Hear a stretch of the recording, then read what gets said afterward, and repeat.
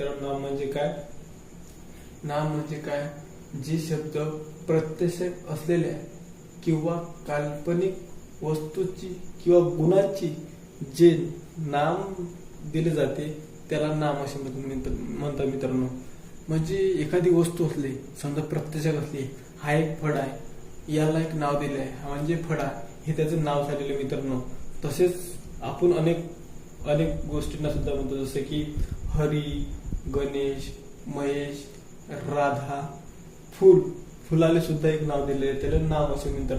गोडी पण एक काय, म्हणजे आपण एखादा एक स्वीट खातो त्याला गोडी निर्माण होते, हे सुद्धा एक नाम असे म्हणतात मित्रांनो.